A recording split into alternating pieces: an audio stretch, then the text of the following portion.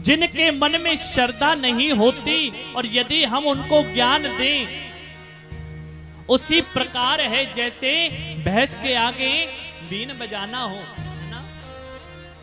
कभी आप भक्त को ज्ञान दिया, उस ज्ञान का दुरुपयोग कर दें तो पाप उसको भी लगेगा जिसने ज्ञान दिया है।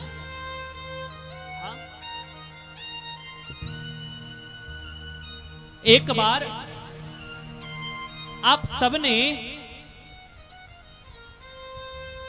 एक परम भक्त का नाम सुना होगा, जिनका नाम है कालिदास। बड़े अद्भुत संत हुए कालिदास,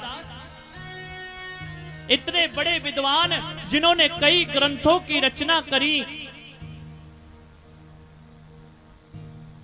एकदम मूर्ख वो कालिदास, जिस डाल पर बैठे हैं उसी डाल को काट रहा है कालिदास। इतना बड़ा मूर्ख।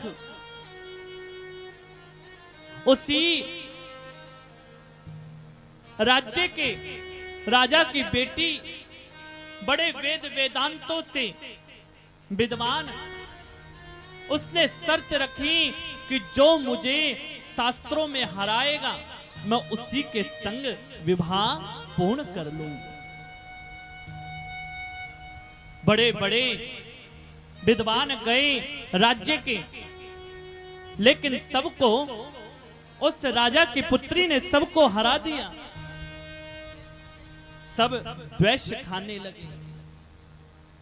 सारे ब्राह्मण सोचने लगे इस कन्या में बड़ा अभिमान है, इसके अभिमान को दूर अवश्य करेंगे, इसका अभिमान जरूर तोड़ेंगे। क्या किया जाए। चलते चलते मार्ग में जा रहे थे तो क्या देखा, उसी कालिदास को जो पेड़ पर बैठा है एक डाल पर, और डाल पर बैठा हुआ उसी डाल को काट रहा है जिस पर बैठा हुआ है। सारे ब्राह्मणों ने देखा, देखकर समझ गए ये कितना बड़ा मूर्ख है, चलो इसको नीचे उतारो। नीचे उतारा गया। कहा तेरा हम विवाह कराना चाहेंगे, विवाह करेगा ना। कालिदास ने कहा हाँ हाँ विवाह करेंगे। क्या करना है। कहा जैसे हम कहें वैसे ही करना है। सब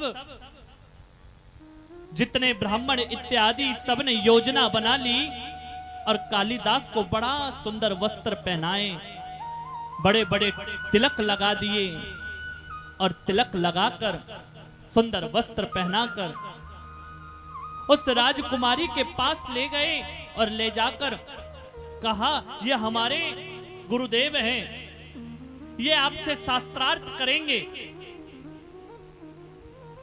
और लेकिन एक कारण है क्या कि ये बोलेंगे नहीं,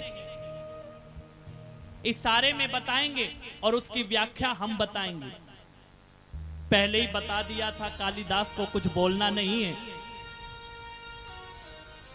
तो उस राजकुमारी ने कहा ठीक है हम भी इशारों में उनसे बात करेंगे। सभा लग गई, सब बैठ गए। एक और ब्राह्मणों की सभा लगी, दूसरी ओर राजकुमारी शास्त्रार्थ होने लगा। उस राजकुमारी ने एक उंगली उठाई कि ब्रह्म एक है। उस कालिदास ने देखा एक, तो उस कालिदास ने दो उंगली उठाई। उस राजकुमारी ने कहा क्या कह रहे हैं। तो और ब्राह्मणों ने कहा आप क्या कह रहे हैं। तो उन्होंने कहा कि ब्रह्म एक है। कहा ब्रह्म एक नहीं, हमारे गुरुदेव कह रहे हैं ब्रह्म दो हैं। कहा कैसे।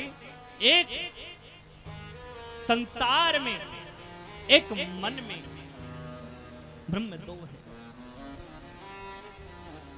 अच्छा, फिर उस कन्या ने 5 उंगलियां उठाई। 5 तत्व है, आकाश, पृथ्वी,